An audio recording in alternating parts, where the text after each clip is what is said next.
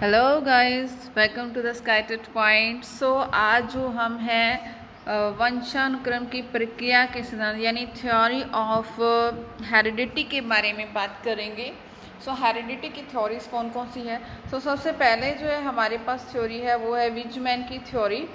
सो Weissman के सिद्धांत को हम सेल विज्ञान भी कहते हैं कि वीजमैन का क्या कहना था कि सिद्धांत जनित्र द्रव्य के निरंतरता का सिद्धांत है, यानी continuity of the germ plasma theory. इसके अनुसार जनित्र द्रव्य एक पीढ़ी से दूसरी पीढ़ी की ओर संचालित होते रहते हैं और इसमें निरंतरता बनी रहती है। कहने का यहाँ सिर्फ एक ही मीनिंग है यहाँ पर कि आपके पास जो जीन्स है वो क्या होता है, एक पीढ़ी से दूसरी पीढ़ी में ट्रांसफ़र चलते रहते हैं कि आपके जो यहाँ पर जीन्स हैं वो क्या रहते हैं, सुरक्षित रहते हैं। शुक्राणु जो अंडज हैं एक पीढ़ी से दूसरी पीढ़ी तक चलते रहते हैं।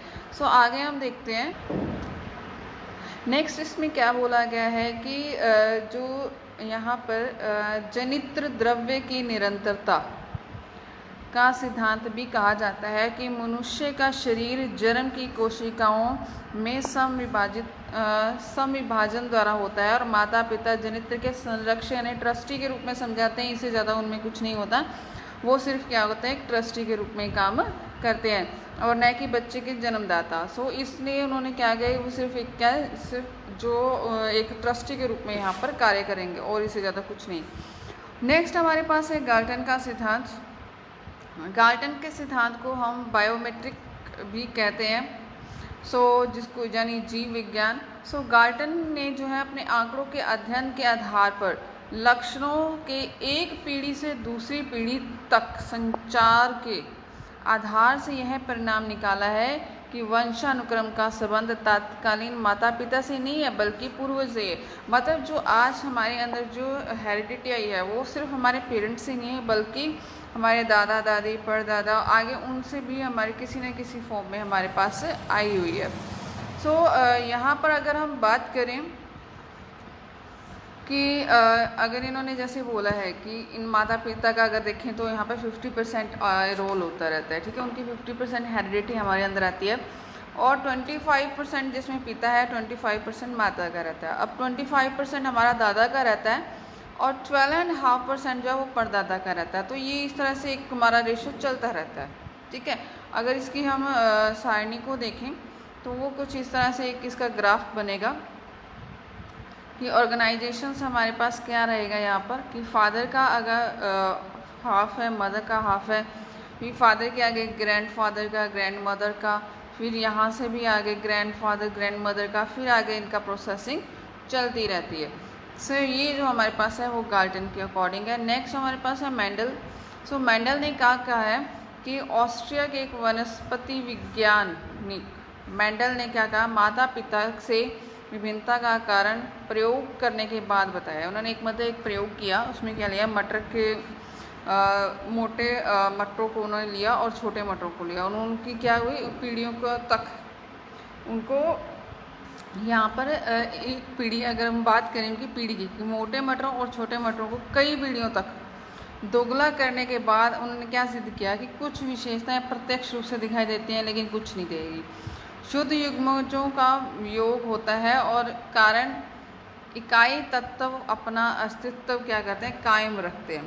तो इसमें अगर हम सीधी सी एक बात करना चाहें तो वो ये हो सकती है कि यहाँ पर सिंपल सा उन्होंने एक दिखाया कि फॉर्म में अगर फादर इंटेलिजेंट है तो उनके बच्चे भी इंटेलिजेंट रहेंगे। कुछ प्रिंसिपल को उन्होंने रखा है। अगर मान लो कोई बीमारी है जैसे दादा परदादा को, आगे हमारे आगे आने वाली जनरेशन में क्या वो देखने को जरूर मिलेगी और अपने गुणों को मतलब बताता रहता है, गुण आगे क्या होता है, ट्रांसफ़र होते रहते हैं। ये मेंडल्स के अकॉर्डिंग था हमारे पास।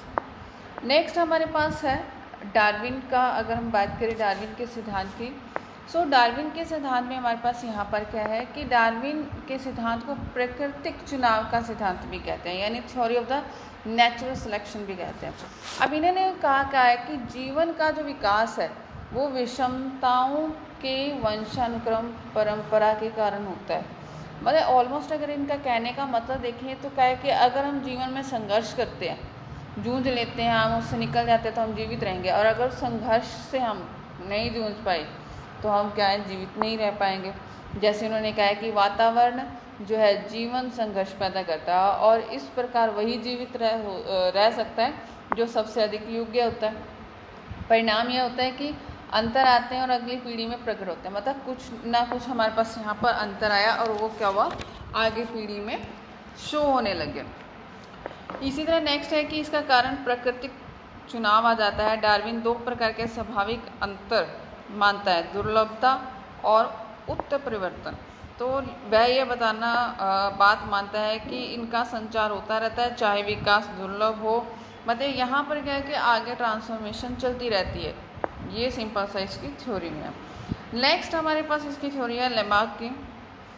लेमार्क की थ्योरी में क्या है कि लेमार्क का सिद्धांत जो है वो विकास का सिद्धांत कहा जाता है, यानी थ्योरी ऑफ इवैल्यूएशन कहते हैं इसको। इसमें नेक्स्ट यहाँ पर हम इसमें देखते हैं कि मानव जो मन की शक्ति है यानी आंतरिक प्रेरणा है, उसका अस्तित्व तथा प्राणी में वंश परंपरागत गुण है, अर्जित विषमताओं का बच्चे तक संचार रहता है।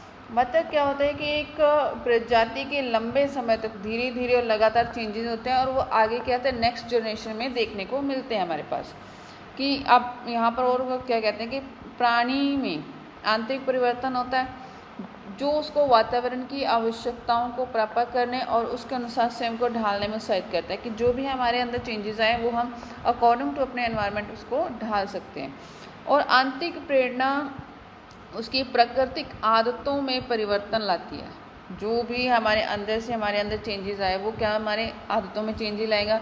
इस प्रकार क्या होगा, इस प्रकार करने से क्या होगा, उसके शरीर की रचना में भी क्या होगा, सुधार हो जाएगा।